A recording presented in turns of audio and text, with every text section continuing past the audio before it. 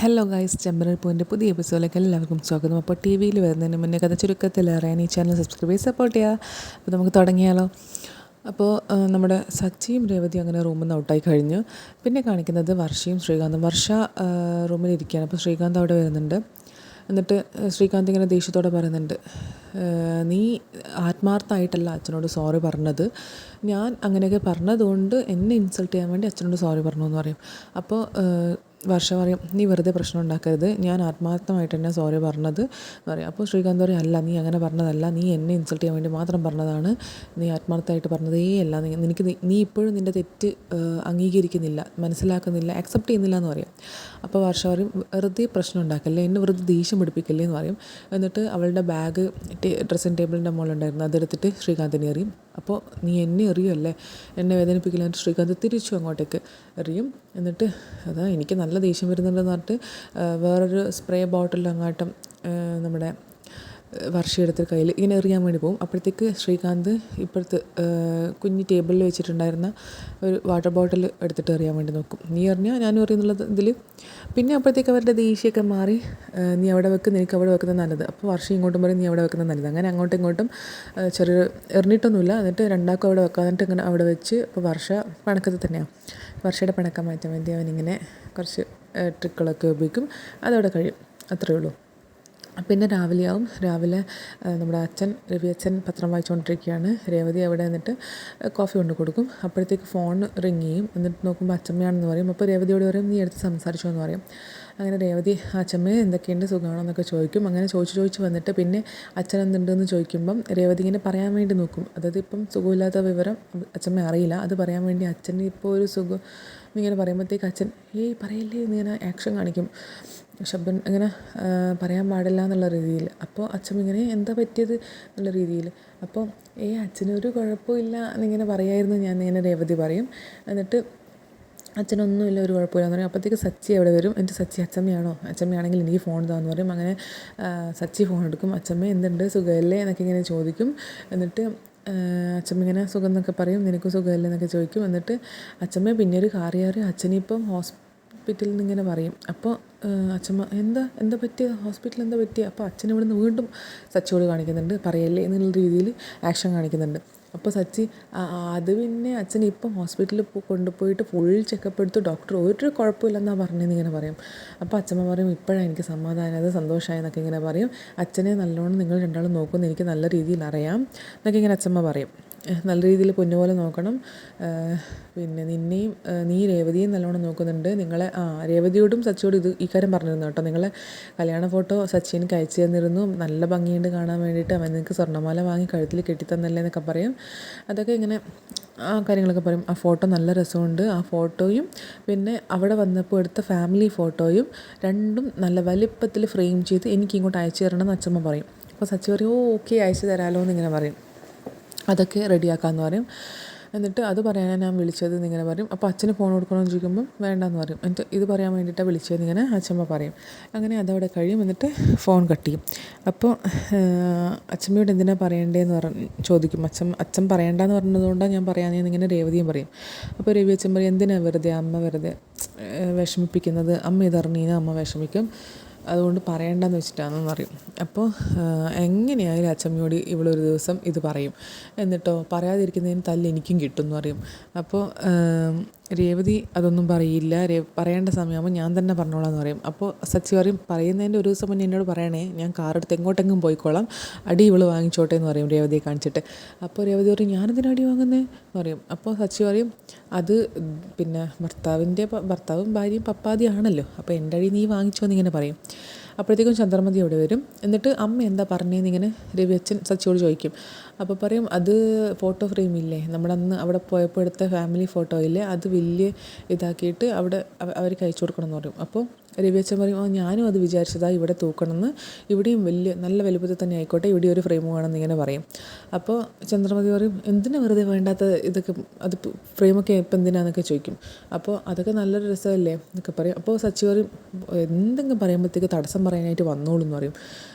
അപ്പോൾ ചുമര് എൻ്റെയും രേവതിയുടെയും കല്യാണ ഫോട്ടോ വെക്കുമെന്ന് പറഞ്ഞപ്പോഴും ഇതേ തന്നെയാണ് പറഞ്ഞതെന്ന് പറയും, തടസ്സമാണ് പറഞ്ഞതെന്ന് പറയും. അപ്പോൾ അത് പിന്നെ ചുമര് വൃത്തികേടാവുന്നുണ്ടല്ലോ എന്ന് നമ്മുടെ ചന്ദ്രമതി പറയും. അപ്പോൾ രേവതി പറയും ചുമര് വൃത്തികേടാവുന്നുണ്ടെന്നല്ല, ഞാനും സച്ചിയേട്ടനും അതിനകത്ത് ഉള്ളത് കൊണ്ടാണ് അങ്ങനെ പറഞ്ഞതെന്നൊക്കെ പറയും. എന്നിട്ട് നമ്മുടെ രവിയച്ഛൻ പറയും ആ ഫോട്ടോ എന്തായാലും ഫ്രെയിം ചെയ്യണം. ഇപ്പോൾ എന്തെങ്കിലും ഒരു വഴക്കടിക്കുമ്പോൾ ആ ഫോട്ടോ കാണുമ്പോൾ ഒത്തൊരുമയും ഒക്കെ കാണുമ്പോൾ അന്നത്തെ കാര്യങ്ങളും സന്തോഷങ്ങളും ഒത്തുകൂടിയിട്ടുള്ള ആ ഒരു കാര്യങ്ങളൊക്കെ ഓർമ്മ വരുമ്പോൾ വഴക്കടിക്കൽ അവിടെ നിർത്തുന്നു ഇങ്ങനെ പറയും. പക്ഷേ ചന്ദ്രമതിക്കൊന്നും ഇഷ്ടമായിട്ടില്ല. എന്നിട്ട് എന്തായാലും ആ ഫോട്ടോ ഫ്രെയിം ചെയ്യണമെന്ന് പറയും. അപ്പോൾ സച്ചി പറയും എൻ്റെ ഒരു കൂട്ടുകാരനുണ്ട്, അവൻ്റെ അടുത്ത് കൊടുക്കാമെന്ന് ഇങ്ങനെ പറയും. എന്നിട്ട് ഒക്കെ സെറ്റാക്കാൻ വേണ്ടിയിട്ട് പറയും. അങ്ങനെ രേവതി അച്ഛാ ഞാൻ പോവാണെന്ന് പറഞ്ഞിട്ട് സച്ചി അവിടെ നിന്ന് ഇറങ്ങും. രേവതിയും അങ്ങോട്ടേക്ക് അങ്ങ് പോകും. പിന്നെ കാണിക്കുന്നത് സച്ചി അങ്ങനെ സ്റ്റുഡിയോയിലെത്തി, അവൻ്റെ ഫ്രണ്ടിൻ്റെ സ്റ്റുഡിയോയിലെത്തി. എന്നിട്ട് ഫോട്ടോ ഫ്രെയിം ചെയ്യണം എന്ന് പറഞ്ഞു.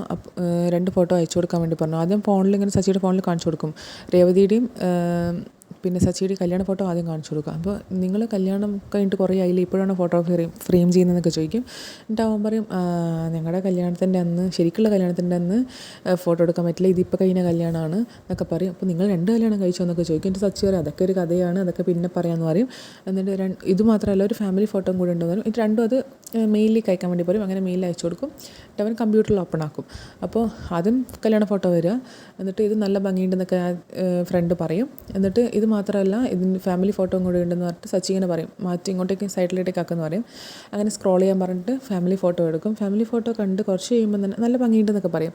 അച്ഛമ്മയുടെ വീട്ടിൽ പോയപ്പോൾ എടുത്തതാണെന്നൊക്കെ ഇങ്ങനെ സച്ചി വിവരിച്ചു കൊടുക്കും. അപ്പോൾ എന്നിട്ട് ഇവൻ ചോദിക്കും ചന്ദ്രമതിയെ കാണും. അപ്പോൾ ചന്ദ്രമതിയെ കണ്ടപ്പോൾ അവൻ ഇങ്ങനെ നോട്ടീസ് ചെയ്യും, പല കാര്യങ്ങളിങ്ങനെ ഓർക്കും.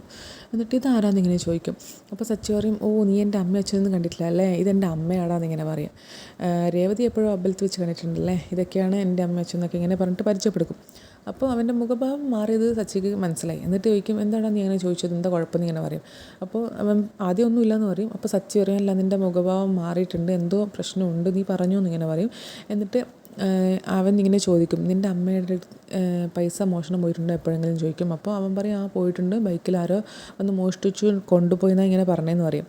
അപ്പോൾ അവൻ പറയും നീ ഈ CCTV ഫുട്ടേജ് ഒന്ന് കണ്ടേന്ന് പറഞ്ഞിട്ട് ഫുട്ടേജ് കാണിച്ചു കൊടുക്കും. ആദ്യത്തെ ഫുട്ടേജ് ഹെൽമെറ്റൊക്കെ വെച്ച് അവർ മുഖം മൂടിയൊക്കെ ഇതാക്കിയിട്ട് ചന്ദ്രമതിയിൽ നിന്ന് ബാഗ് തട്ടിപ്പറിച്ചിട്ട് പൈസ എടുത്തിട്ട് ബാഗ് ഇങ്ങനെ എറിയുന്നത് ആ സംഭവമാണ് ഫസ്റ്റത്തെ CCTV ഫുട്ടേജിൽ കാണിച്ചു കൊടുക്കുക. അപ്പോൾ അവന് മനസ്സിലാവും ഇത് ആരും ഇങ്ങനെ മുഖം മൂടിയൊക്കെ ഇട്ടിട്ട് ഇത് ആരെന്ന് മനസ്സിലാകുന്നില്ലല്ലോ എന്നൊക്കെ പറയും. അപ്പോൾ ഈ ഫ്രണ്ട് തന്നെ പറയും എൻ്റെ ഷോപ്പിൻ്റെ ബാക്കിലൊരു CCTV ഉണ്ട്, അതിൻ്റെ ഫുട്ടേജും കൂടെ നോക്ക്, അതിൽ 2 പേരുടെയും മുഖം വ്യക്തമാണെന്ന് ഇങ്ങനെ പറയും. അങ്ങനെ ബാക്കിലെത്തി കഴിഞ്ഞിട്ട് അവർ രണ്ടാളിങ്ങനെ ഹെൽമെറ്റൊക്കെ ഊരും. അപ്പോൾ സച്ചിക്ക് കാര്യം മനസ്സിലാവും, നമ്മുടെ ശരത്തിനെ പെട്ടെന്ന് തന്നെ മനസ്സിലാവും കേട്ടോ. അപ്പോൾ എന്നിട്ട് നിനക്ക് ഇവരെ അറിയുമോ എന്നിങ്ങനെ ഫ്രണ്ട് ചോദിക്കും. അപ്പോൾ സച്ചി ഒന്നും പറയില്ല. എന്നിട്ട് നീ ഇതാർക്കെങ്കിലും അയച്ചു കൊടുത്തോ എന്നിങ്ങനെ ചോദിക്കും. ആരോടെങ്കിലും പറഞ്ഞു എന്ന് ചോദിക്കും. അപ്പോൾ ഫ്രണ്ട് പറയും ഞാൻ ആരോടും പറഞ്ഞിട്ടില്ല, പോലീസുകാർക്ക് പോലും പറഞ്ഞിട്ടില്ല, പോലീസുകാർ അന്വേഷിക്കാനും വന്നിട്ടില്ല, ഞാൻ പിന്നെ ഇത് അങ്ങോട്ട് പറയാനും പോയിട്ടില്ല എന്ന് പറയും. പിന്നെ ഇതിൻ്റെ ബാക്കിൽ പോയിട്ട് പുലിവാലാവണ്ടല്ലോ എന്ന് വെച്ചിട്ട് ഞാൻ അങ്ങോട്ട് പറഞ്ഞിട്ടില്ല എന്ന് സുഹൃത്ത് പറയും. എന്നിട്ട് സച്ചി പറയും നീ ഈ ഫുട്ടേജ് 2 എൻ്റെ ഫോണിലേക്ക് അയക്ക്, എന്നിട്ട് നീ ഇതിൻ്റെ അകത്തുനിന്ന് ഡിലീറ്റ് ആക്കുകയും വേണം, ആരോടും പറയേണ്ടെന്ന് ഇങ്ങനെ പറയും. അങ്ങനെ ഫുട്ടേജ് അതിലേക്ക് എടുക്കും. അത് കിട്ടിയപ്പോൾ തന്നെ സച്ചി നമ്മുടെ രേവതിയുടെ വീട്ടിലേക്ക് നേരെ പോകും. എന്നിട്ട് അവിടെ നിന്ന് ഇങ്ങനെ സത്യം പറയാൻ വേണ്ടിയിട്ടാണ് നമ്മുടെ സച്ചി അവിടെ വന്നത്. അവിടെ ശരത്തുണ്ടായിട്ടില്ല, ദീപവും അമ്മയും ഉണ്ടായിട്ടുള്ളൂ. എന്നിട്ട് പൂക്കടയിൽ പോയില്ലെന്നൊക്കെ ചോദിക്കും. ആദ്യം കുറച്ച് സുഖവിവരങ്ങളൊക്കെ അന്വേഷിക്കും. അപ്പോൾ പറയും പൂക്കടയിൽ പോയിട്ട് ഇപ്പം വന്നതാണ്, ഇനി വൈകുന്നേരമേ പോകുള്ളൂ എന്ന് പറയും. അപ്പോൾ ദീപോട് കുടിക്കാൻ എടുക്കാൻ പറയും സച്ചി. എന്നിട്ട് കുടിക്കാൻ വേണ്ടെന്നൊക്കെ പറയും. സച്ചി ഇങ്ങനെ മനസ്സിലാലോചിക്കും സത്യം പറയണോ വേണ്ടയോ എങ്ങനെയപ്പോൾ തുടങ്ങാന്നൊക്കെ ഇങ്ങനെ മനസ്സിലാലോചിക്കും. പക്ഷേ സത്യം പറയില്ല. അമ്മ ഇങ്ങനെ ഇവനെ പുകഴ്ത്തി പറയും. അതായത് ഇപ്പം നീ നല്ലവനല്ലേ എന്നൊക്കെ പറഞ്ഞിട്ട് അച്ഛൻ്റെ സുഖവിവരങ്ങളൊക്കെ അന്വേഷിക്കും. അപ്പോൾ അച്ഛനെയും കൂട്ടിയിട്ട് ഒരിക്കൽ അമ്പലത്തിൽ വാ, അവിടെ വന്നാൽ നല്ലതാ, അവിടെ ഒന്ന് പ്രാർത്ഥിച്ചാൽ നല്ലതാന്നൊക്കെ പറയും. എന്നിട്ട് രേവതി ഭാഗ്യം ചെയ്തവളാ ഇങ്ങനെയൊരു ഭർത്താവിനെ കിട്ടിയതിന് നല്ലവനാന്നൊക്കെ പറയും. അപ്പോൾ ദേവും പറയും പൂക്കടയിൽ വരുന്നവരോടൊക്കെ അമ്മ സച്ചേട്ടനെ കുറിച്ച് പറയാറുണ്ട്, നമുക്ക് 100 നാവാ സച്ചേട്ടനെ കുറിച്ച് പറയുമ്പം രേവതി ചേച്ചി ഇപ്പോൾ അങ്ങനെ തന്നെയാണെന്നൊക്കെ പറയും. അങ്ങനെ സച്ചിയെ കുറേ പുകഴ്ത്തി വെക്കും. നീ നല്ലവനാണ്, ആദ്യം നിന്നെക്കുറിച്ച് അങ്ങനെയൊന്നും നമ്മൾ വിചാരിച്ചില്ല, മോശമായിട്ടുള്ള ആളാണെന്ന് വിചാരിച്ചത്, പിന്നെ നിൻ്റെ സ്വഭാവമൊക്കെ മനസ്സിലായത്, നീ നല്ലവനാണെന്ന് മനസ്സിലായെന്നൊക്കെ പറയും. മോള് ഭാഗ്യം ചെയ്തെന്നൊക്കെ ഇങ്ങനെ പറയും. അത് കഴിഞ്ഞിട്ട് പിന്നെ ശരത്ത് എവിടെയും ചോദിക്കും. അപ്പോൾ പറയും ശരത്ത് വൈകും സ്പെഷ്യൽ ക്ലാസ് ഉണ്ടെന്ന് പറയും. അപ്പോൾ അതൊക്കെ കള്ളത്തരാന്ന് ഇങ്ങനെ പെട്ടെന്ന് നമ്മുടെ സച്ചി പറഞ്ഞു പോകും. അപ്പോൾ അതെന്താ മോനെ നീ അങ്ങനെ പറഞ്ഞതെന്ന് ഇങ്ങനെ അമ്മ ചോദിക്കും. അപ്പോൾ പറയും അല്ല ഫ്രണ്ട്സിൻ്റെ കൂടെ കറങ്ങാൻ പോക്കുണ്ട് എന്നിങ്ങനെ രേവതി പറഞ്ഞായിരുന്നു എന്ന് പറയും. എന്നിട്ട് പിന്നെ ശരത്തിനെക്കുറിച്ചും കുറച്ച് പൊക്കി വെക്കും. പണ്ടൊക്കെ അങ്ങനെയായിരുന്നു, ഇപ്പം അങ്ങനെയൊന്നുമില്ല. ഇപ്പം അവൻ ചീത്ത കൂട്ടുകെട്ടുകളൊക്കെ ഉപേക്ഷിച്ചു, എപ്പോഴും ഉപേക്ഷിച്ചു. ഇപ്പം അവൻ നല്ലോണം പഠിക്കുന്നുണ്ട്, പാർട്ട് ടൈം ജോലിക്കും പോകുന്നുണ്ട് എന്നൊക്കെ ഇങ്ങനെ പറയും. ഇപ്പം അവനില്ലാന്ന് ഞങ്ങളുടെ പ്രതീക്ഷ. ഇപ്പം അച്ഛൻ്റെ സ്ഥാനത്ത് അവനാണ്. അച്ഛൻ പോയത് അവൻ കാരണം കൂടിയാണല്ലോ എന്നുള്ളൊരു ചെറിയൊരു പങ്ക് അവനും ഉണ്ടല്ലോ ഉള്ളൊരു കുറ്റബോധം അവനും ഉണ്ട് എന്നൊക്കെ പറയും. ഇപ്പം അവനെല്ലാം നമ്മളെ പ്രതീക്ഷ എന്നൊക്കെ ഇങ്ങനെ അമ്മ പറയും. അപ്പോൾ അത്രയേ ഉള്ളൂ ഇന്നത്തെ എപ്പിസോഡ്. അവിടെ കഴിഞ്ഞു. Thank you so much.